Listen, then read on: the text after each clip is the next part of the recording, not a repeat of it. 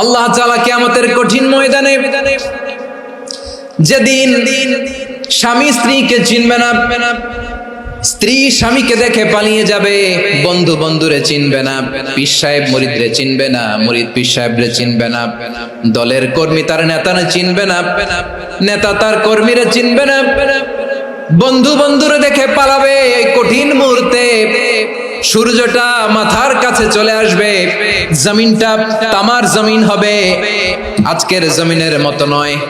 মানুষ ঘর্মাক্ত, ক্লান্ত, শ্রান্ত মাথার মগজগুলো কানের ছিদ্র আর নাকের ছিদ্র দিয়ে বেয়ে বেয়ে পড়বে। বিশ্বনবী ফরমান, কিয়ামতের ওই কঠিন ময়দানে 7 শ্রেণীর ব্যক্তিকে রব্বুল আলামিন তার আরশের নিচে ছায়া দিবেন। তার মধ্যে প্রথম শ্রেণীর ব্যক্তি হলো ইমামুন আদিল, যে ইনসাফের সাথে বিচার করে, যে জাস্টিস সমাজে সার্ভ করে, যে সুশাসন নিশ্চিত করে, ওই ইমামুন আদিল। আদিল শব্দটা বুঝছেন না? ইন্নাল্লাহা ইয়া'মুরু বিল আদল, পাইছেন? আদিল। 7 শ্রেণীর ব্যক্তিকে আল্লাহ তাআলা সুশীতল আরশের নিচে ছায়া দিবেন, যেদিন তার দেয়া ছায়া ছাড়া কোনো ছায়া থাকবে না। এর প্রথম হচ্ছে ইমামুন আদিল, ন্যায়পরায়ণ শাসক। চিল্লায় বলেন সুবহানাল্লাহ।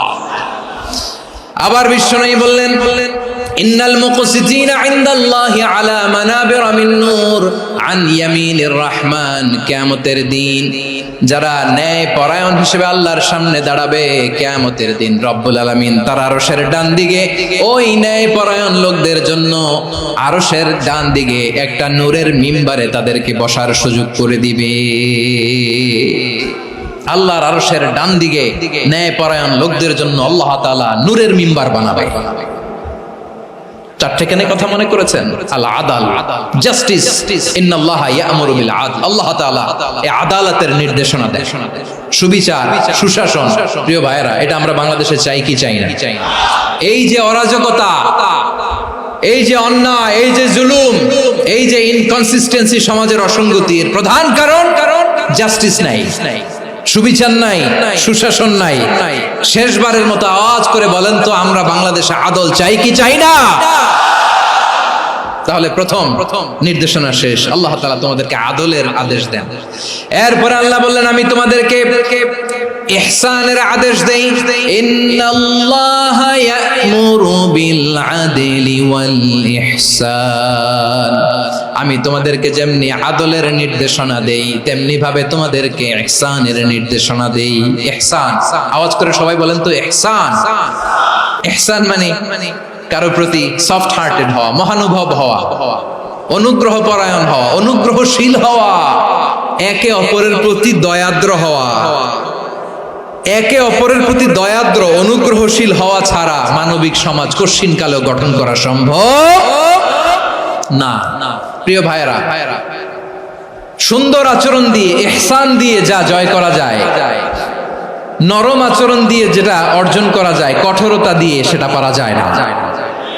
বিষ্ণু ইসলাম ইহসান দিয়ে, কোমল আচরণ দিয়ে, তার অনুগ্রহ দিয়ে তিনি অনেক কাফিরের হৃদয়কে জয় করে ফেলেছেন।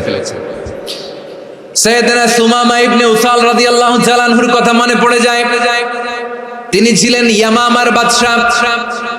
মদিনাতে বিশ্বনবীকে হত্যা করার নিয়তে এসেছিলেন। গোপনে গোপনে বিশ্বনবীকে হত্যা করে আবার ইয়ামামাতে তিনি ফিরে যাবেন। কিন্তু কি অবাক করা কাণ্ড, হত্যা করতে পারে নাই, সাহাবাদের হাতে তিনি ধরা পড়ে গেলেন। সাইয়েদনা সুমামা ইবনে উসাল রাদিয়াল্লাহু তাআলা আনহু হত্যার নিয়তে আসলেন, কিন্তু হত্যা করতে পারলেন না। সাহাবারা ওনাকে ধরে ফেললেন, ধরে মসজিদে নববীর পিলারের মধ্যে বেঁধে রাখলেন। সুমামা ইবনে উসাল, সিরাত থেকে শুনুন, সিরাত থেকে শোনাচ্ছি। রাদিয়াল্লাহু তাআলা আনহু ইয়ামামার অধিপতি ছিলেন। বিশ্বনবীকে হত্যার জন্য আসছেন, ধরা পড়ে গেছেন, এখন মসজিদে নববীতে বেঁধে রাখছেন। তার মানে বন্দী। তো এখন স্ট্যাটাস কি? বন্দী, ক্যাপ্টিভ। তো বিষ্ণু ইসলাম সাহাবাদেরকে বললেন, তার খোঁজ খবর নিও, সুমামা ইবনে উসালের খোঁজ খবর নিও। সাহাবার বলেন, ইয়া রাসূলুল্লাহ, আপনাকে হত্যা করতে এসেছে, তার তো কঠিন ক্যাপিটাল পানিশমেন্ট হওয়া দরকার, কঠিন শাস্তি হওয়া দরকার। বিশ্বনবী বললেন, না, আমি যেটা জানি তোমরা সেটা জানো না, তোমরা সুমামার সাথে ভালো আচরণ করো। বিশ্বনবী সুমামার কাছে গেলেন। প্রথম দিন যে তিনি কালেমার দাওয়াত দিলেন, ইমানের দাওয়াত দিলেন, ইসলামের দাওয়াত দিলেন, রিসালাতের দাওয়াত দিলেন, আখিরাতের দাওয়াত দিলেন। পরের দিন যে বিশ্বনবী সালাতের দাওয়াত দিলেন, যাকাতের দাওয়াত দিলেন, ইসলাম কি, কিভাবে, কেমন করে পালন করতে হয় চমৎকার আর্টিকুলেট করতে শুরু করলেন। তন্ময় হয়ে সুমামা ইবনে উসাল রাদিয়াল্লাহু তাআলা আনহু বিশ্বনবীর কথাগুলো শুনতে আরম্ভ করলো। একদিন নয়, 2 দিন নয়, টানা 3 দিন বিশ্বনবী সুমামার কাছে ইসলামকে প্রেজেন্ট করেছেন, উপস্থাপন করেছেন। আওয়াজ করে বলেন কয় দিন? 3 দিন। 3 দিন মসজিদে নববীতে বাধা। আর সাহাবীদেরকে বললেন তার খোঁজ খবর নিও, তোমরা যে রুটি বানাও এর মধ্যে সবচেয়ে ভালো আটার রুটিটা তারে দিও, সবচেয়ে রিফাইন্ড খেজুর যেটা পিওর খেজুর এটা তারে দিও। আর বিশ্বনবী নিজের ওট থেকে দুধ দহন করে ওনার বাড়ির এক কর্মচারীকে বলেছেন দুধ দহন করে সুমামার জন্য নিয়ে যেও। সুবহানাল্লাহ পড়বেন না? সবাই তো অবাক, ইয়ামামা থেকে আসছে নবীকে হত্যা করতে, বিশ্বনবী দেখে তারে জামাই আদর করে। একদিন নয়, 2 দিন নয়, টানা 3 দিন বিশ্বনবী এভাবে সুমামার কাছে যেয়ে ইসলামকে প্রেজেন্ট করতে আরম্ভ করলেন, ইসলামকে উপস্থাপন করতে শুরু করলেন। আর তাকে চমৎকার এন্টারটেইনমেন্ট, আপ্যায়ন দিতে আরম্ভ করলেন। টানা 3 দিন যখন ইসলামের দ্য বিউটিজ অফ ইসলাম, ইসলামের সুমহান বাণী সৌন্দর্য তার কাছে উপস্থাপন শেষ, তাকে আপ্যায়ন শেষ, বিশ্বনবী বললেন সাহাবাদেরকে যাও এবার সুমামার হাতের পায়ের রশি দুটো খুলে দাও।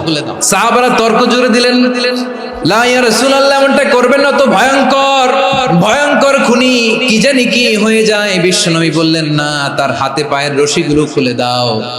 সাহাবারা বিশ্বনবীর কথা মতো তার হাতে পায়ের রশিগুলো খুলে দিল। সুমামা মুহূর্তের মধ্যে মসজিদে নববী থেকে বের হয়, ইয়ামামায় ফিরে না যে মসজিদে নববীর পাশে একটা খেজুর বাগান ছিল সেখানে চলে গেলেন। সেখানে একটা ছোট্ট কুয়া ছিল, কুয়ার পানি দিয়ে তিনি গোসল করলেন। সুবহানাল্লাহ পড়েন।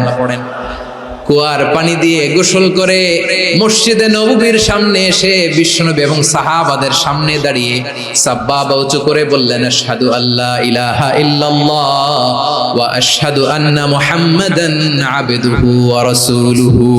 আমি সাক্ষ্য দিচ্ছি আল্লাহ ছাড়া কোনো ইলাহ নাই, আর মুহাম্মদ আল্লাহ তাআলার প্রেরিত বান্দা এবং রাসূল।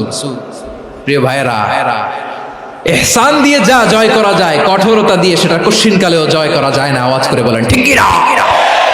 এবার সুমামা দাঁড়িয়ে বলে, ওগো নবী, আমি তো কালিমা পড়ে মুসলমান হয়ে গেলাম, এবার শোনেন, এই মুহূর্তের আগে আপনার চেহারার চাইতে নিকৃষ্ট কোনো চেহারা আমার কাছে ছিল না, কিন্তু শাহাদা পাঠ করার পরে আপনার চেহারার চাইতে উত্তম শ্রেষ্ঠ কোনো চেহারা আমার কাছে আর নাই।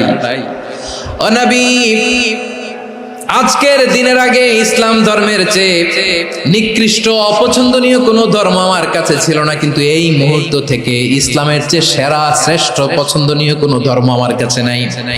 নবী গো, আজকের দিনের আগে মদিনার চাইতে অপছন্দনীয় নিকৃষ্ট কোনো শহর আমার কাছে ছিল না, কিন্তু এই মুহূর্তের পর থেকে মদিনার চাইতে কোনো শ্রেষ্ঠ শহর আমার জানা নাই।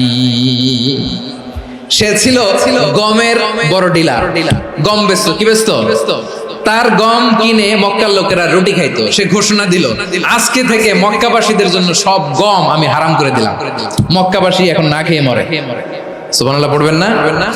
মক্কাবাসী বিশ্বনবীর কাছে আসলেন, এসে বললেন, মুহাম্মদ, আমরা তো তোমার ভাই, তোমার চাচা, তোমার ভাতিজা, তোমার আত্মীয়, তুমি সুমামারে বলো সে যেন আবার গমের সাপ্লাই মক্কার জন্য অনুমতি দিয়ে দেয়। বিশ্বনবীর অনুমতি ক্রমে সুমামা আবার মক্কাতে গম পাঠাতে শুরু করলো। পড়েন সুবহানাল্লাহ। ইহসান, ইহসান দিয়ে আপনি যেটা জয় করতে পারবেন, you can win the heart of your enemies. ইহসান দিয়ে আপনি আপনার শত্রুর হৃদয়কে জয় করতে পারবেন। এজন্য আল্লাহ বললেন, ওয়া আনফিকু ফি সাবিলিল্লাহি ওয়া লা তুলকু বিআইদিকুম ইলাত তাহলুকা ওয়া আহসিনু ইন্নাল্লাহা ইউহিব্বুল মুহসিনিন। তোমরা আল্লাহর রাস্তায় দান করবে আর নিজেরা নিজেদেরকে ধ্বংসের হাতে ঠেলে দিও না। তোমরা একে অপরের প্রতি ইহসান করবে, কারণ ইহসানকারীদেরকে আল্লাহ বড্ড ভালোবাসে। সুবহানাল্লাহ পড়েন।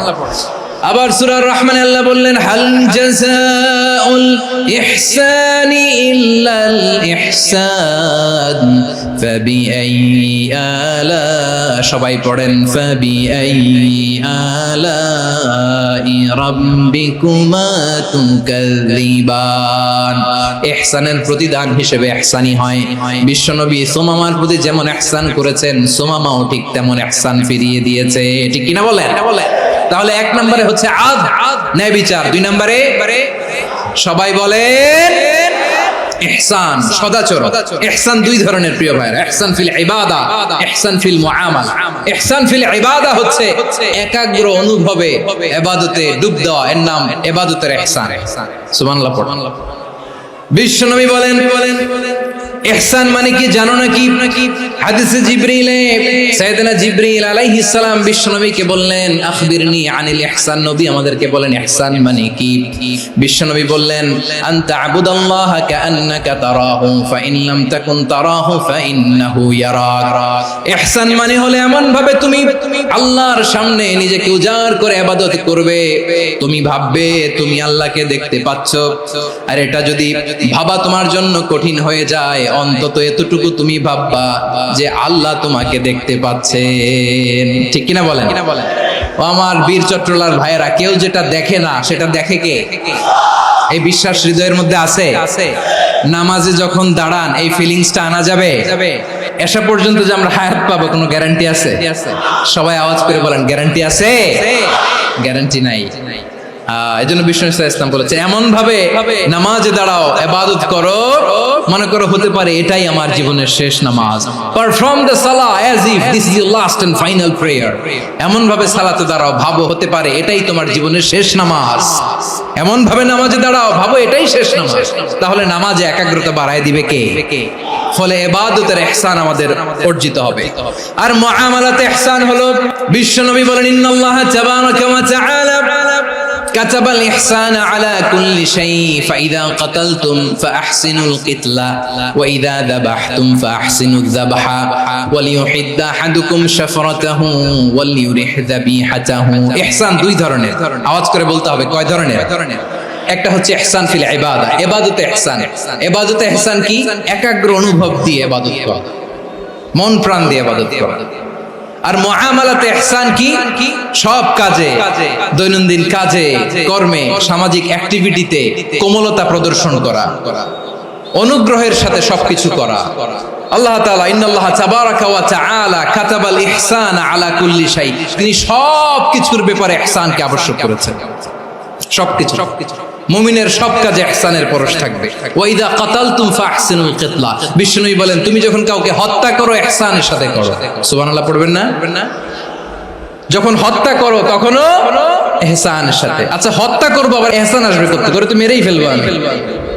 আল্লাহ, ও ভাই একজন খুন করেছে, খুনি, রাষ্ট্রীয় আইনে তার শাস্তি হয়েছে ডেথ পেনাল্টি, মৃত্যুদণ্ড। এখন মৃত্যুদণ্ড দেখে আপনি যেমনি মন চায় তেমনি মারবেন লোকটারে? ওর নাক কেটে ফেলতে পারবেন? ওর কান কাটতে পারবেন? ওর চোখ উপড়ে ফেলতে পারবেন আপনি? যেমন মন চায় তার অঙ্গহানি করা যাবে না। ইহসানের সাথে তাকে হত্যা করো। সুবহানাল্লাহ, this is Islam, this is the true essence of Islam. ওয়া ইযা যাবাহতুম ফাহসিনুয যাবহা, যখন জবাই করবে তখনও ইহসানের সাথে জবাই করব জবাই, ওইখানেও নাকি ইহসান। আচ্ছা কুরবানির দিন আমরা পশুগুলোরে কি করি? বলেন সবাই আওয়াজ করে।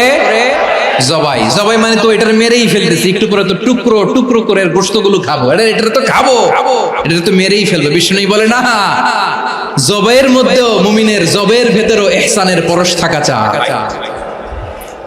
যখন জবাই করবে প্রাণীটাকে হাত পা টাইট করে বেঁধে নাও, ছুরিটাকে শার্পেন করে নাও, ধারালো করে নাও, যাতে অল্প সময়ে জবাইটা হয়ে যায়, প্রাণীটা যাতে কম কষ্ট পায়। সুবহানাল্লাহ পড়ে। দিস ইজ কল্ড ইহসান। আল্লাহ তাআলা যেমনি আদলের আদেশ করেছেন, ন্যায় বিচার, জাস্টিস এনশিওর করতে বলেছেন, সমাজে ইহসানের ব্যবহার, ইহসানের অনুশীলন তিনি করতে বলেছেন। এজন্য মুমিনের প্রতিটি কাজে, আমার চট্টগ্রামের ভাইয়েরা আমার দিকে তাকান, খেয়াল করে শুনুন, মুমিন জীবনের প্রতিটি কাজে ইহসানের পরশ থাকা চাই।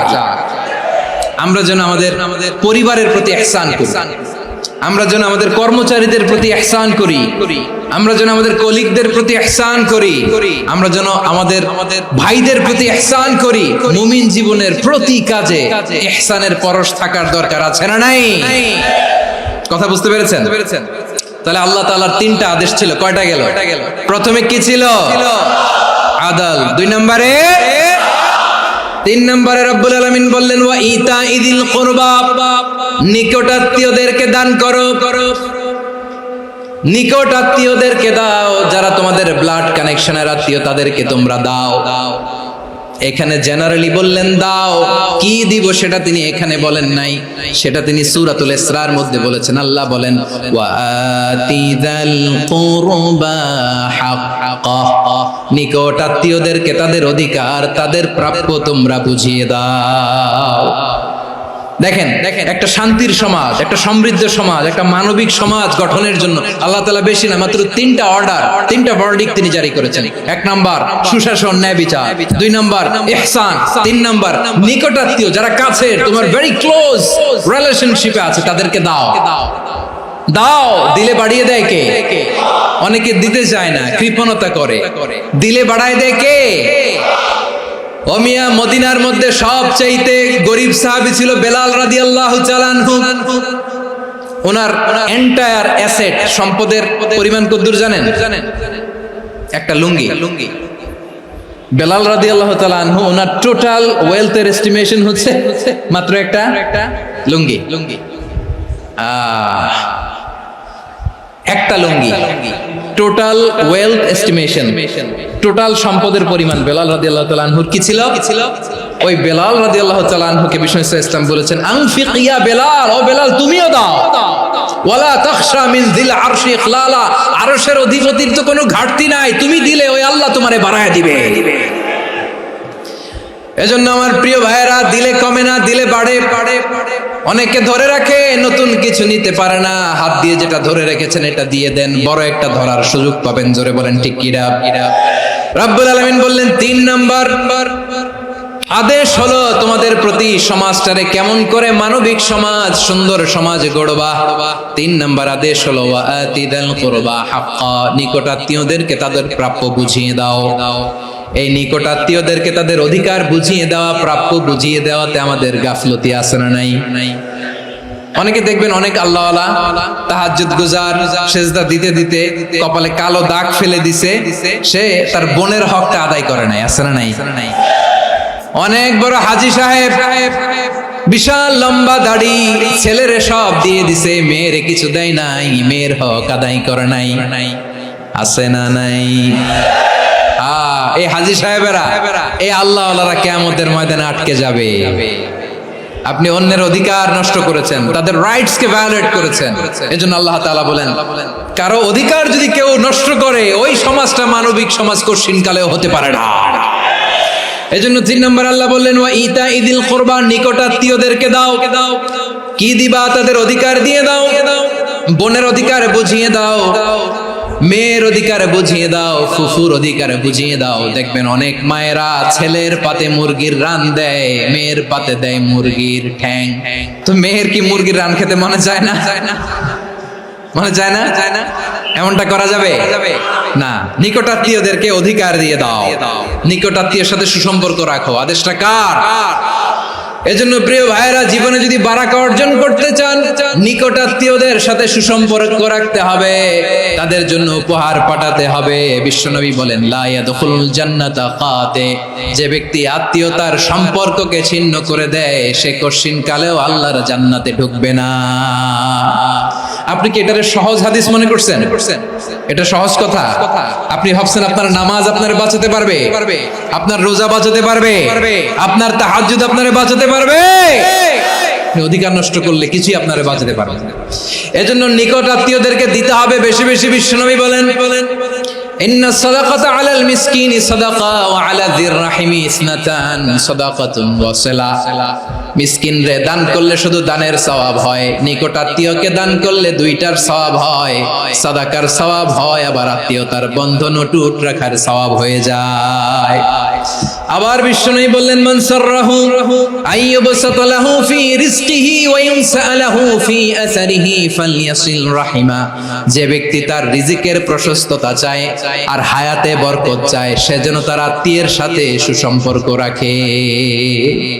আমার প্রিয় চট্টলার ভাইয়েরা, আমাদের রিজিক বাড়ুক, এটা আমরা চাই কি চাই না? সবাই চান? হ্যাঁ, আমাদের রিজিকে প্রশস্ততা আসুক, চাই কি চাই না? আমাদের হায়াতে বরকত আসুক, আমরা চাই কি চাই না? এই দুইটা যদি চান, তাহলে নিকট আত্মীয়দের সাথে সুসম্পর্ক রাখবেন। পারবেন? তাহলে সমাজটারে মানবিক সমাজ বানায় দিবে কে? তিনটা আদেশ চলে গেল। 1 নম্বরে কি ছিল? 2 নম্বরে, 3 নম্বরে নিকট আত্মীয়দেরকে দান। আল্লাহ তাআলা তিনটা জিনিসের যেমনি আদেশ করেছেন, অনুরূপভাবে তিনটা বিষয় তিনি বারণ করেছেন, নিষেধ করেছেন। ওগুলোর কাছেও যাওয়া যাবে। রাব্বুল আলামিন বলেন, ওয়ায়ানহা আনিল ফাহশাই ওয়াল মুনকারি ওয়াল বাগি। আমি যেমনি তিনটি বিষয় আদেশ করলাম, অনুরূপভাবে তিনটি বিষয়ে বারণ করলাম, নিষেধ করলাম। আমার 1 নাম্বার নিষেধাজ্ঞা হলো অশ্লীলতার প্রতি। ফাহশা, ওয়ায়ানহা আনিল ফাহশা, আল্লাহ তাআলা অশ্লীলতাকে নিষেধ করেছেন। কোন জিনিসকে? সবাই বলুন, কোন জিনিসকে? যত ধরনের, যত টাইপের, যত ক্যাটাগরির অশ্লীলতা হতে পারে, সব অশ্লীলতাকে হারাম করেছেন কে? ফাহশা মানে কি? কথায়, কাজে, আচরণে, কমেন্ট, ফেসবুকের কমেন্টসে যত ধরনের নোংরামো আছে, যত ধরনের অশ্লীলতা আছে, এটাকে আরবিতে বলে ফাহশা। রাব্বুল আলামিন বলেন, কুল ইন্নামা حرم ربي الفواحش ما ظهر منها وما بطن। ও নবী, আপনি বলে দেন, আমার রব প্রকাশ্য, অপ্রকাশ্য, স্পষ্ট কিংবা অস্পষ্ট, দৃশ্যমান কিংবা অদৃশ্যমান সব অশ্লীলতাকে হারাম করেছেন। সব ধরনের অশ্লীলতা হারাম। আল্লাহ তাআলা আমাদেরকে অশ্লীলতা থেকে বাঁচাও। এবার বলেন, আমাদের সমাজে অশ্লীলতা আছে না নাই? অশ্লীলতা নানা ভাবে, নানা নামে, নানা মোড়কে আমাদের সমাজে আছে না নাই? সংস্কৃতির নামে, ফ্যাশনের নামে, বিনোদনের নামে, উপন্যাসের নামে, কনসার্টের নামে অশ্লীলতা আছে না নাই? আপনি দেখেছেন কনসার্টগুলোর অবস্থা? আমাদের তরুণ তরুণীরা, আমাদের যুবক যুবতীরা, আমাদের জেনজিরা, কি অবস্থা ওইখানে? কনসার্টের নামে অশ্লীলতা আছে না নাই? ছেলে মেয়ে একে অপরকে জড়ায় ধরতেছে, একে অপরকে চুমু খাচ্ছে, প্রকাশ্যে, দিবালোকে, গণমানুষের সামনে। আল্লাহ তাআলা এই অশ্লীলতা থেকে আমাদেরকে বেঁচে থাকতে বলেছেন। রূপালী জগতের নামে অশ্লীলতা আছে না নাই? এই টার্মটা আপনারা জানেন না? রূপালী জগৎ কি জগৎ? আসলে কি রূপালী জগৎ না অন্ধকার জগৎ? আমার বোনেরা, আপনাদেরকে যে কি বলে তারা বুঝায়, রূপালী জগৎ শুনেই আপনি ভরকে যাবেন না। রূপালী জগতে যে নারী যত বেশি উলঙ্গ, সে নাকি তত বেশি সাহসী। জানেন? বলে এটা একটা সাহসী নারী, খুব সাহসী পদক্ষেপ তার। যত বেশি শরীর থেকে কাপড় নামাতে পারবে, যত বেশি বস্ত্রহীন হয়ে নিজেকে প্রেজেন্ট করতে পারবে, সে নাকি তত বেশি সাহসী। আমার চট্টলার ভাইয়েরা, শয়তানের প্রথমে এজেন্ডা ছিল বনি আদমকে বস্ত্রহীন করা। সে আদম এবং হাওয়া আলাইহিস সালামকে নিষিদ্ধ গাছের ফল খাইয়ে তাদেরকে বস্ত্রহীন করেছে। এই জামিনেও সে আমাদেরকে বস্ত্রহীন করতে চাইবে। এই রূপালী জগতের নামে তারা এটা করে। আমার প্রিয় বোনেরা, আপনি জানেন না আপনার দাম কত? ওরা আপনাদেরকে বিজ্ঞাপনের সস্তা পণ্য বানাতে চায়। ওরা আপনাদেরকে ওদের ভোগের লিপসার টুলস বানাতে চায়। ওরা আপনাদেরকে দিয়ে ওদের খায়েশ পূরণ করতে চায়। এটা আপনাদের জন্য মোটেও ডিগনিটি নয়, এটা আপনাদের জন্য সম্মান নয়। আপনার সম্মান শালীনতায়, আপনার সম্মান হেজাবে, আপনার সম্মান ভদ্রতায়, আপনার সম্মান আপনার ডিসেন্ট পোশাকে। পোশাক বলে দেয় এই নারীটা ভদ্র না অভদ্র। পোশাক বলে দেয় এই মেয়েটা কোন ঘরের মেয়ে। আপনি জানেন না, আপনারা সস্তা পণ্য বানায়, ভোগের পণ্য, বিলবোর্ডে আপনাকে উলঙ্গ করে উপস্থাপন করে। এই অশ্লীলতার সাথে ইসলামের কোনো সম্পর্ক এজন্য আল্লাহ বলেন আমি অশ্লীলতাকে হারাম করেছি। অশ্লীলতাকে হারাম করার প্রথম কারণ হলো এর মাধ্যমে মানবতাকে অপমানিত করা হয়। কারণ মানুষের সম্মান মানুষের পোশাকে। মানুষ যখন পোশাকহীন হয়ে যায়, বস্ত্রহীন হয়ে যায়, তার সম্মান কমে যায়। ঠিক কিনা? অশ্লীলতাকে হারাম করার প্রথম কারণ হচ্ছে মানুষ মানুষকে অপমান করে। একটা নারী, সে তো সম্মানিত, নারী যে কত সম্মানিত নারীরা এটা বুঝেই নাই। বিশ্বনবী বলেন আদ-দুনিয়া কুল্লুহা মাতা ওয়া খায়রু মাতা'আদ দুনিয়া আল মারআতুস সালিহা। আমার বোনেরা, 5টা প্যান্ডেলে আপনারা এলইডিতে আমার আলোচনা শুনছেন, আমি জানি। আপনাদের এই গর্ভ যে কত দামি আপনি জানেন না। আপনার পেট থেকেই আসবে আগামী দিনের সালাহুদ্দিন আল আইয়ুবী। আপনার পেট থেকেই আসবে অনাগত দিনের ইমাম মাহদী আল মুনতাযর। আপনার পেট থেকেই আসবে অনাগত দিনের ফয়সাল, ওয়াসিম, মুগ্ধ, আবু সাইদের মতো বীর যোদ্ধা। আমার প্রিয় বোনেরা, আমার প্রিয় বোনেরা, বিশ্বনবীর কথার ওজন খেয়াল করেন। আদ-দুনিয়া কুল্লুহা মাতা ওয়া খায়রু মাতা'আদ দুনিয়া আল মারআতুস সালিহা। দুনিয়ার সবকিছুই অ্যাসেট, এর মধ্যে সবচেয়ে দামি অ্যাসেট নেককার নারী। আপনার গর্ভ যে কত দামি আপনি জানেন না। নিজের সময়টাকে কাজে লাগান, কোরআন পড়েন, সুন্নাহ পড়েন। আপনার অনেক দায়িত্ব ঘরে। You are the MD of your family. একটা family it's a very big institution. পরিবার একটা অনেক বড় প্রতিষ্ঠান। And you are the MD of your institution. আপনি এই পরিবারের MD, managing director of your family. এখানে আপনার কত দায়িত্ব। আপনি ছেলে মেয়েদেরকে তারবিয়া করবেন, আপনি আপনার স্বামীর জন্য ঘরটারে জান্নাতের নীর বানাবেন, আপনার জন্য জান্নাতের ডুপ্লেক্স বাড়ি ওইখানে তৈরি করে রাখবে কে? আপনি যে কত দামি আপনি জানেন না। নারীদেরকে আল্লাহ বানিয়েছেন উচ্চতর করে, নিম্নতর নয়। নারীদেরকে ছোট্ট জিনিস দিলে এটার বড় করে দেয়। নারীদেরকে ভ্রূণ দিলে, শুক্রাণু দিলে নারী এটারে বাচ্চা হিসেবে উপহার দেয়। ঠিক কিনা? বিয়ের মাধ্যমে স্বামী যখন তার শুক্রাণু তার স্ত্রীকে উপহার দেয়, স্ত্রী রিটার্নে কি উপহার দেয়? ফুল ফর্ম বেবি, মানব সন্তান। দেখছেন, আপনি দিলেন একটুকুনি, দিছে বিশাল।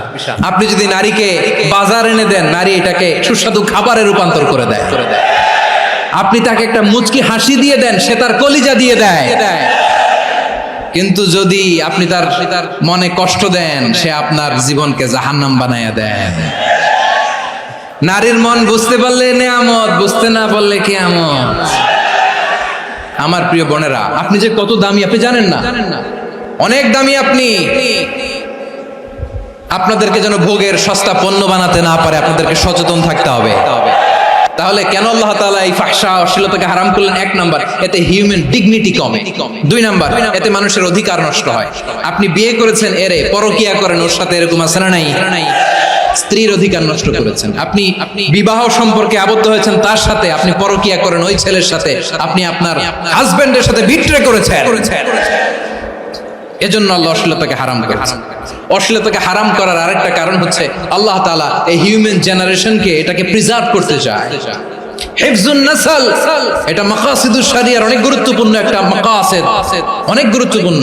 আপনার নাসল, আপনার জেনারেশনকে সংরক্ষণ করা। এই যে আসতেছে ফেব্রুয়ারি, কত ফেব্রুয়ারি জানো? এটা কি বিশ্ব ভালোবাসা দিবস? হ্যাঁ, কি দিবস?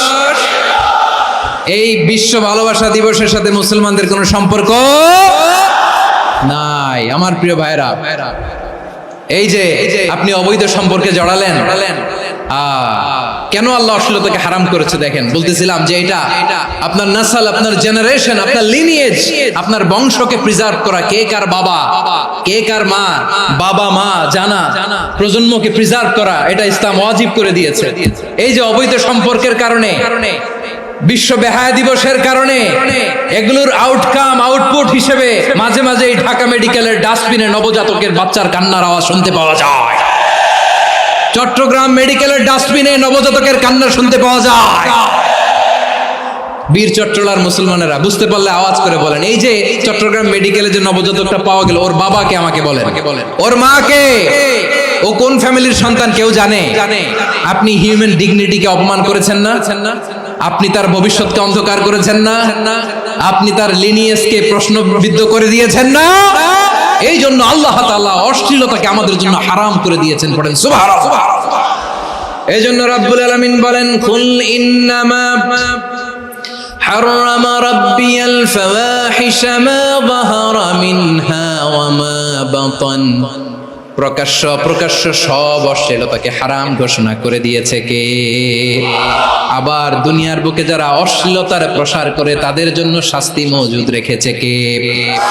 রাব্বুল আলামিন বলেন, ইন্নাল্লাযীনা ইউহিব্বুনা আন তাশিআল ফাহিশাতু ফিল্লাযীনা আমানু লাহুম আযাবুন আলীমুন ফিদ দুনিয়া ওয়াল আখিরাতি ওয়াল্লাহু ইয়ালামু ওয়া আনতুম লা তা'লামুন।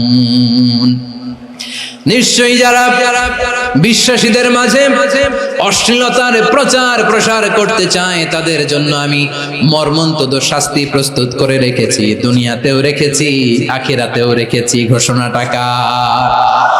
যারাই নাটকের নামে, সিনেমার নামে, রূপালী জগতের নামে, মুভির নামে, ওটিটি প্ল্যাটফর্মের নামে আমার সমাজে অশ্লীলতা ছড়াতে চায় তাদের জন্য কঠিন মর্মন্তুদ শাস্তি মজুদ রেখে দিয়েছে কে?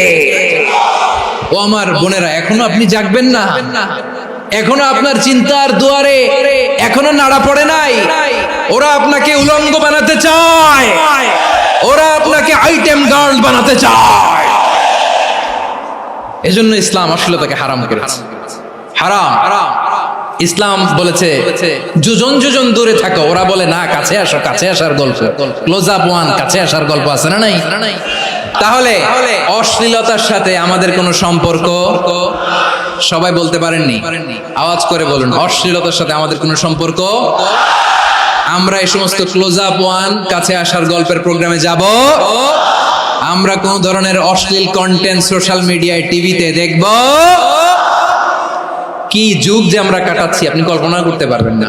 পর্ন ইন্ডাস্ট্রি, নারী পুরুষের বস্ত্রহীন যুগল দৃশ্য, এটাকে দিয়ে ওরা কোটি ডলারের ইন্ডাস্ট্রি বানিয়েছে। পুরো মানব ইতিহাসে এরকম জঘন্য সময় মানব ইতিহাস পার করে না। পর্ন এটা ইন্ডাস্ট্রি হয়ে গেছে। আমাদের এই যুবকগুলো, জেনজিগুলো, ওদের চরিত্র বাঁচাবে কি করে? কেমন করে হেফাজত করবে ওদের এই মূল্যবান চরিত্র? আমার প্রিয় ভাইরা, এই অশ্লীলতার দ্য লেটেস্ট ভার্সন হচ্ছে LGBTQ, শরীফ থেকে শরীফা। শুনছেন আপনারা? দেখতে পুরুষ, আসলেই পুরুষ, সুস্থ একজন পুরুষ, 4 সন্তানের বাবা, বলে আমি মনে মনে নারী। দেখতে নারী, সুস্থ নারী, আসলেই সে দিব্যি একজন নারী, বলে আমি মনে মনে পুরুষ। সবচেয়ে ভয়ঙ্কর অশ্লীলতার সবচাইতে লেটেস্ট ভার্সন হচ্ছে এই ট্রান্সজেন্ডারিজম। সুস্থ পুরুষ তার বায়োলজিক্যাল গ্রোথকে হরমোন দিয়ে স্টপ করে দিয়ে সে সার্জারি করে নারী হতে চায়, সুস্থ নারী পুরুষ হতে চায়। পুরুষ পুরুষের প্রতি সেক্সুয়ালি আকর্ষণ বোধ করে, এটা লূত আলাইহিস সালামের কওমের মধ্যে ছিল। এটাকে আল্লাহ কোরআনে ফাহিশা বলেছেন।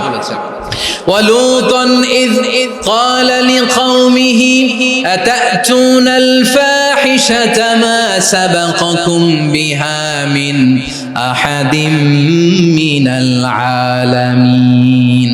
লূত আলাইহিস সালাম বললেন, তোমরা কি এমন এক অশ্লীল কার্যক্রমে ডুব দিলে নাকি যেটা গোটা বিশ্বের কেউ কখনো করে নাই, তোমরাই প্রথম করেছো? পড়েন নাউযুবিল্লাহ।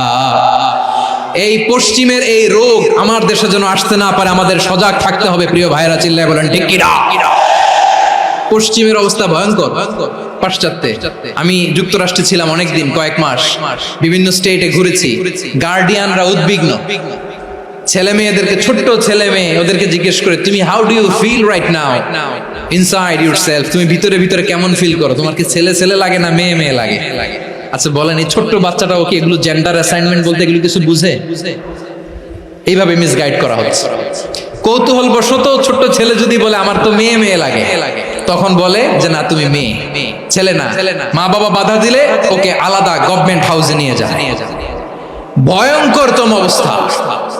আমরা একটা সময় শুনতাম যে হুজুর আমার ছেলেটা খুব ভালো, হাফেজে কোরআন, আল্লাহওয়ালা। হুজুর আমার ছেলে দাঁড়িয়ে রাখছে, আল্লাহওয়ালা। হুজুর আমার ছেলে 5 ওয়াক্ত সালাত জামাতের সাথে পড়ে, তার মানে আল্লাহওয়ালা। পশ্চিমে যে আমি কি শুনছি জানেন, ওরা বলে হুজুর আমার ছেলেটা ইউনিভার্সিটির একটা মেয়ের সাথে প্রেম করে, ও খুব আল্লাহওয়ালা, হুজুর দোয়া করবেন। এর কারণ ওদের কাছে আল্লাহওয়ালার ক্রাইটেরিয়া হচ্ছে হুজুর আমার ছেলেটা আরেক ছেলের পছন্দ করে নাই, আমার মেয়েটা আরেক মেয়েকে ভালোবাসে নাই, এজন্য আমার ছেলেটা আল্লাহওয়ালা, হুজুর ওর জন্য একটু দোয়া করে দিয়ে। কি চ্যালেঞ্জ ওরা ফেস করতেছে। ওনার ছেলে যে আরেক ছেলেরে বিয়ে করবে না, এটাতেই উনি খুশি যে আলহামদুলিল্লাহ আমার ছেলেটা একটা মেয়েরে ভালোবাসে, আমার মেয়েটা একটা ছেলেরে ভালোবাসে, মানে এটা খুব আল্লাহওয়ালা। নাউজুবিল্লাহ পড়তে পারলেন না? এজন্য অশ্লীলতার সাথে আমাদের কোন সম্পর্ক। রব্বুল আলামিন বলেন ওয়ায়ানহা আনিল ফাহশাই ওয়াল মুনকারি ওয়াল বাগি, তিনটা জিনিসকে আমি নিষিদ্ধ করলাম। এক নাম্বার হলো ফাহশা, অশ্লীলতা। 2 নম্বরে হলো মুনকার, সমস্ত মন্দ কাজ। মুনকার মানে হচ্ছে যত মন্দ কাজ, খারাপ কাজ, বাজে কাজ, এটার বলে মুনকার। এটার কি বলে?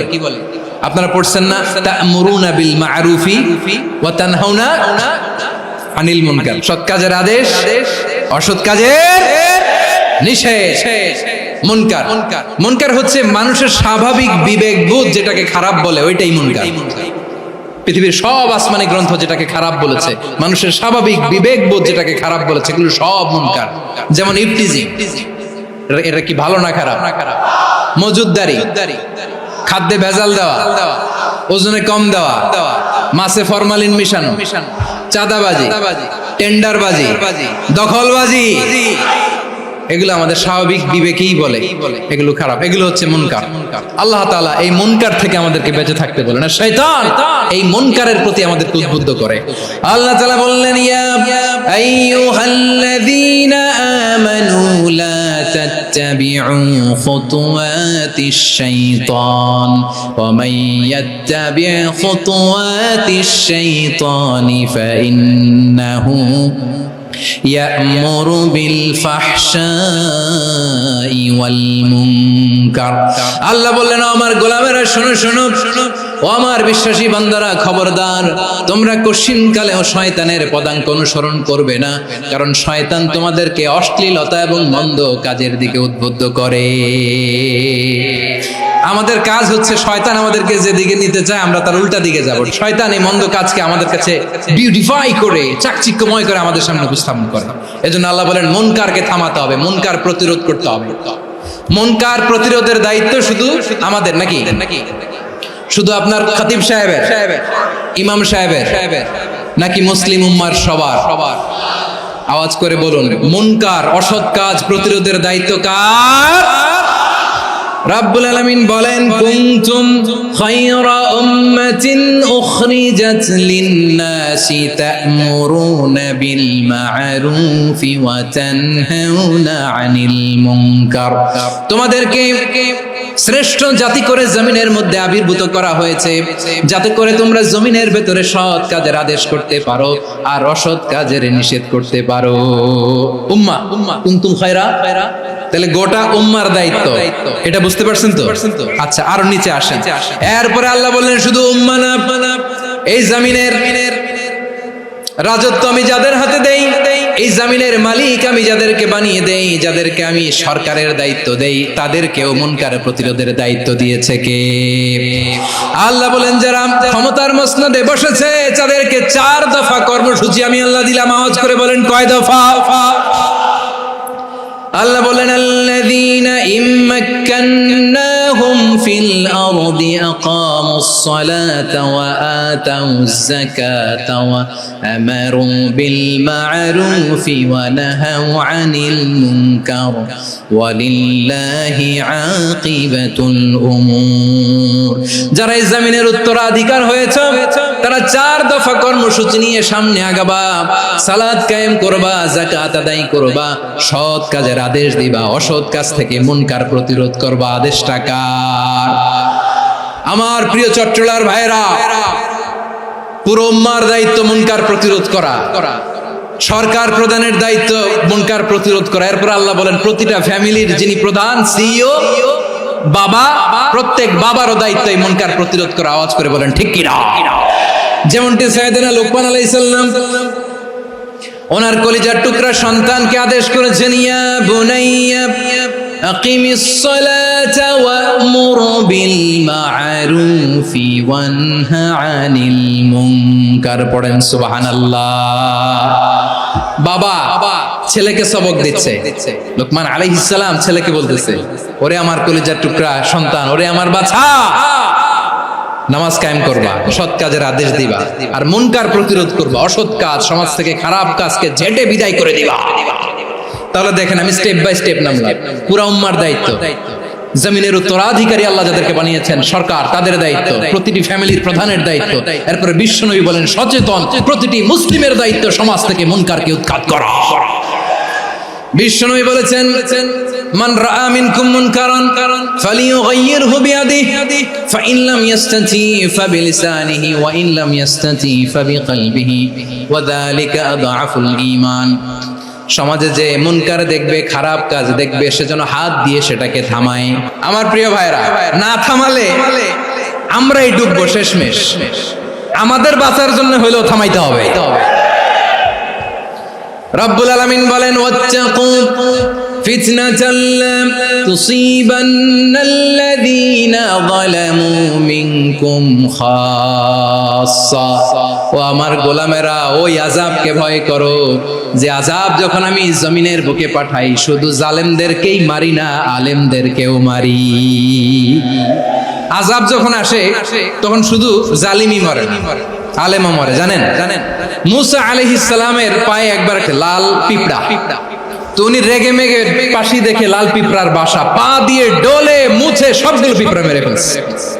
এই ঘটনাটা আল্লাহ ঘটিয়েছেন। এজন্য মুসা আলাইহিস সালাম ছিলেন কালিমুল্লাহ, সরাসরি আল্লাহর সাথে কথা বলতেন। তিনি আল্লাহকে জিজ্ঞেস করেছিলেন, আল্লাহ তুমি যখন কোন জনপদে আযাব পাঠাও, শাস্তি দাও, ওখানকার শুধু জালেমরাই তো মরে না, ভালো মানুষগুলোও মরে, তো আযাব দিবা মুশরিকদের উপর দিবা, অবাধ্যদের উপর দিবা, ভালো মানুষগুলোরে মারো কেন?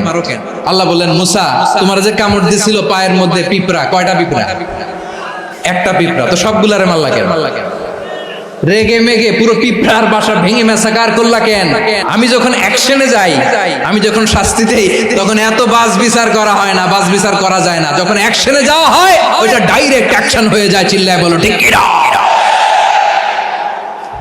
এজন্য আমাদের বাঁচার জন্য হলেও এই পাপ থামাতে হবে, এই শয়তানের অট্টহাসি থামাতে হবে, অন্যায় অপরাধ সমাজ থেকে আমাদের থামাতে হবে। কারণ আযাব আসলে ওরাও মরবে, আমরাও মরব। একটা জাহাজ 2 তলা, আপনি আছেন 2য় তলায়, নিচের তলার কিছু লোক জাহাজের তলা ছিদ্র করতে আরম্ভ করছে। কি ছিদ্র করতেছে? আচ্ছা, জাহাজের তলা ছিদ্র করলে তলা দিয়ে কি ঢুকে? এখন আপনি যদি বলেন আমার কি, আমি তো 2 তলায়, আমি তো ভালো আছি, ওরা ছিদ্র করে ওরা মরবে। আসলে কি শুধু ওরা মরবে? তলা দিয়ে যখন পানি ঢুকবে, জাহাজ ঢুকলে আপনিও মরবেন। এজন্য নিজে মরার আগে ওই পাগলগুলোর নিচতলায় যে থামাতে হবে। চিল্লায় বলেন ঠিক কি না?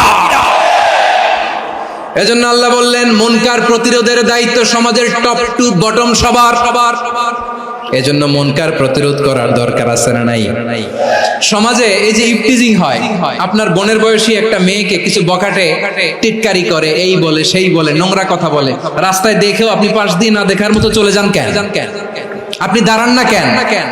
আপনি দাঁড়ালেই তো থেমে যাবে, কারণ সত্যের যে শক্তি তার সামনে মিথ্যা মুখ থুবড়ে পড়ে। আপনার সামনেও কিছুই না, নাথিং। আপনি দাঁড়ান, ওকে প্রশ্ন করেন যে আমার বোনকে তুমি ডিস্টার্ব করো কেন? আপনাকে দেখে আরো 5 জন দাঁড়াবে, 5 জনকে দেখে আরো 10 জন দাঁড়াবে। আমাদের নীরবতা আর আমাদের নিশ্চুপ থাকাই জালিমদেরকে আরো শক্তিশালী জালিম বানিয়েছে। এজন্য মুনকার প্রতিরোধের দায়িত্ব আমাদের সবার। টেন্ডারবাজি, চাঁদাবাজি, দুর্নীতি, অপরাধ, দখলদারিত্ব, মজুদদারি, এগুলো সবকিছু একসাথে প্রতিরোধ করতে হবে। ঠিক কিনা বলেন? একটা মানবিক সমাজ যদি চাই, প্রতিরোধ করতে হবে। প্রিয় ভাইয়েরা, আল্লাহর শপথ নিয়ে বলি, এই নাসিহাতগুলো সবার জন্য, সব দলের জন্য, সব মতের মানুষের জন্য। আমরা কোনো দলের প্রতি মানুষকে ডাকি না, আমরা ডাকি ইসলামের দিকে। সব দলের, সব মতের, সব মানুষদেরকে আমরা আহ্বান জানাই, আসুন আমরা একটা সুন্দর সমাজ বিনির্মাণ করি। এই যে নতুন বাংলাদেশের এক সুযোগ এসেছে, আর জীবনে হয়তো আসবে না, সামনের 100 বছর এই সময় আসবে না। আসুন দেশটাকে আমরা সাজাই, আসুন আমরা দুর্নীতি বন্ধ করি, আসুন আমরা চাঁদাবাজি বন্ধ করি, আসুন আমরা দখলদারিত্ব বন্ধ করি, আসুন আমরা এক দল আরেক দলকে নিশ্চিহ্ন করার যে রাজনীতি এটা বন্ধ করি। সব দলের প্রতি আমার আহ্বান, আমরা চাঁদাবাজ মুক্ত বাংলাদেশ চাই, জুলুম মুক্ত বাংলাদেশ চাই, ফ্যাসিজম মুক্ত বাংলাদেশ চাই, গুণ খুন খারাপি মুক্ত বাংলাদেশ চাই, আমরা নতুন ভোরের বাংলাদেশ চাই। ওই বাংলাদেশ পাওয়ার জন্য মুনকার প্রতিরোধে, অন্যায় প্রতিরোধে যদি বাঘের বাচ্চার মতো, আবু সাইদের মতো 2 হাত উঁচু করে বুককে টান টান করে প্রসারিত করে দাঁড়াতে হয়, রাজি আছো মুসলমান? রাব্বুল আলামিন বলেন, ওয়ায়ানহা আনিল ফাহশাই ওয়াল মুনকারি ওয়াল বাগি ইয়াইযুকুম লাআল্লাকুম তাযাক্কারুন। আল্লাহ বললেন, আমি অশ্লীলতাকে নিষেধ করি, আমি সব ধরনের মন্দ কাজকে নিষিদ্ধ করি, সব শেষে আমি সীমা লঙ্ঘনকে তোমাদের জন্য নিষিদ্ধ করি। নিষিদ্ধ করেছেন কয়টা জিনিস? 1 নম্বরে অশ্লীলতা, 2 নম্বরে মুনকার তথা সব মন্দ কাজ, 3 নম্বরে আল বাগি সীমা লঙ্ঘন, ক্রসিং দ্য লিমিট। সীমা লঙ্ঘন করা ভালো না। We all should know our limits. চিল্লায় বলেন ঠিক কিনা? একই আয়াতে আল্লাহ বললেন, কুল ইন্নামা হারামা রাব্বিয়াল ফাওয়াহিশা মা যাহারা মিনহা ওয়া মা বাতানা ওয়াল ইসমা ওয়াল বাগিয়া বিগাইরিল হক। অন্যায় ভাবে যে অবাধ্য হয়, যে সীমা লঙ্ঘন করে, তাদেরকেও আমি এটা হারাম করে দিলাম। সীমা লঙ্ঘন করা হারাম। আল্লাহ বারবার আমাদেরকে ওয়ার্নিং দেয়। যখন আমরা থামি না তখন আল্লাহ ধরে, আর যখন ধরে তখন ছাড়ে না। ধরে না, ধরলে আল্লাহ ফেরাউনকে কিন্তু হুট করে ধরে নাই, আপনারা জানেন 9 বার ওয়ার্নিং দিয়েছে ফেরাউনকে। আল্লাহ তাআলা ওয়ার্নিং দিয়েছিল কয়বার? রাব্বুল আলামিন বলেন, ওয়ালাকাদ আতাইনা মূসা 9 আয়াতিন বাইয়িনাত, 9টা মুআজিজা দেখিয়েছি। 1 2 3 বারবার এইভাবে রিমাইন্ডার, ওইভাবে রিমাইন্ডার, এইভাবে নসিহত, ওইভাবে দাওয়া। ফাকুলা লাহু কাওলান লাইয়িনা, নরম করে বলো, সফট করে বলো, যত ওয়ে হতে পারে দাওয়া মেথডোলজি। মুসা আলাইহিস সালামের সব অ্যাপ্লাই শেষ, 10ম বারে যে আল্লাহ ধরছে। 10ম বারে যে ধরেছে। এজন্য আল্লাহ বলেন, আমি সীমা লঙ্ঘনকে পছন্দ করি না। কোরআনের অন্য আয়াতে বাগীকে বলা হয়েছে আল ইতিদা, সীমা লঙ্ঘন যারা করে তাদেরকে আল্লাহ বলেছেন মুতাদিন। ওয়াকাতিলু ফি সাবিলিল্লাহিল্লাযীনা ইউকাতিলুনাকুম ওয়া লা তা'তাদু ইন্নাল্লাহা লা ইউহিব্বুল মুতাদিন। আমি সীমা লঙ্ঘনকারীদেরকে কোশ্চিনকালেও পছন্দ করি না। আমরা যেন সীমা লঙ্ঘন না করি, রাজি আছেন তো? যে কোনো ক্ষেত্রে ইবাদতে যেন সীমা লঙ্ঘন না করি। অনেকে আমরা ইবাদতে সীমা লঙ্ঘন করে ফেলি। বিশ্বনবী সাল্লাল্লাহু আলাইহি ওয়াসাল্লাম যেটা শিখিয়েছেন, এর বাইরে যে অতিরিক্ত বুজুর্গ হতে চায়, এরকম আছে না নাই? কোন ক্ষেত্রেই সীমা লঙ্ঘন করা যাবে, এমনকি যুদ্ধ ক্ষেত্রেও না। বিষ্ণু ইসলাম বলেন, খবরদার যুদ্ধ ক্ষেত্রেও সীমা লঙ্ঘন করো না। কি সুন্দর ইসলাম আমরা পেয়েছি। বিশ্বনবী বলেন, খবরদার যুদ্ধের ময়দানে কোনো নারীর গায়ে হাত তোলো না, কোনো শিশুর গায়ে হাত তোলো না, কোনো গবাদি পশু হত্যা করো না, কোনো শস্য ক্ষেত্র ধ্বংস করো না, ইবাদতরত অন্য ধর্মের কোনো সন্ন্যাসীর গায়ে হাত তোলো না। বলেন সুবহানাল্লাহ। তাহলে আমরা সীমা লঙ্ঘন করতে পারবো? প্রিয় ভাইরা, একটা সুখী, সমৃদ্ধ, শান্তির সমাজ, মানবিক সমাজ যদি আমরা গঠন করতে চাই, আমাদের আল্লাহর দেয়া কয়টা আদেশ মানতে হবে বলেন দেখি? আর বেঁচে থাকতে হবে কয়টা জিনিস থেকে? আল্লাহর আদেশ কি? 1 নাম্বার আদাল, ন্যায়পরায়ণতা। আমরা সুবিচার, সুশাসন, ন্যায় বিচার চাই কি চাই না? 2 নম্বরে কি ছিল? মাশাআল্লাহ, আমরা যেন সবার প্রতি দয়া পরবশ হই, ইহসান করি। 3 নম্বরে কি ছিল? নিকটাত্মীয়দের দান করা, তাদের অধিকার প্রাপ্য বুঝিয়ে দেওয়া। পাশাপাশি 3টা জিনিস থেকে আল্লাহ বারণ করেছেন, নিষেধ করেছেন। তার প্রথমটা ফাহশা, অশ্লীলতা। অশ্লীলতার সাথে আমাদের কোনো সম্পর্ক। 2 নম্বর নিষেধাজ্ঞা কি ছিল? আল মুনকার, সমাজের যত মন্দ কাজ এগুলোকে আমরা প্রতিরোধ করব। রাজি আছেন তো সবাই? 3 নম্বরে আল বাগী, সীমালঙ্ঘন, কোন মুসলিম সীমালঙ্ঘন করে না। রাব্বুল আলামিন শেষে বললেন ইয়াইদুকুম লাআল্লাকুম তাযাক্কারুন, আল্লাহ তোমাদেরকে উপদেশ দেন যাতে তোমরা শিক্ষা গ্রহণ করো। আমরা উপদেশ দেব, আমরা জোর করে কাউরে কিছু মানাতে চাই না। লা ইকরাহা ফিদ্দিন ওয়া যাক্কির ফা ইন্না যিকরা তানফাউল মুমিনিন, উপদেশ দিলে এটা মুমিনদের কাজে দেয়। লাস্তা আলাইহিম বিমুসাইতির ইন্নামা আনতা মুযাক্কির, নবী হে আপনি রিমাইন্ডার দাতা, আপনি উপদেশ দিবেন। আমরাও বিশ্বনবীর এই হাদিসগুলো থেকে, কোরআনের আয়াত থেকে রিমাইন্ডার, এই কথামালা বাণী বাহক হিসেবে এই বাণীগুলো আপনাদের সাথে কাছে পৌঁছে দিলাম। আমরা আল্লাহ তাআলার কাছে প্রার্থনা করি, আল্লাহ আমরা যেন আদল দিয়ে আমাদের সমাজকে গঠন করতে পারি। আল্লাহ আমরা যেন ইহসান করতে পারি, আমরা যেন নিকট আত্মীয়দের দান করতে পারি। আল্লাহ যত ধরনের অশ্লীলতা, অনাচার, মন্দ কাজ, সীমালঙ্ঘন, অবাধ্যতা থেকে যেন আমরা বেঁচে থাকতে পারি।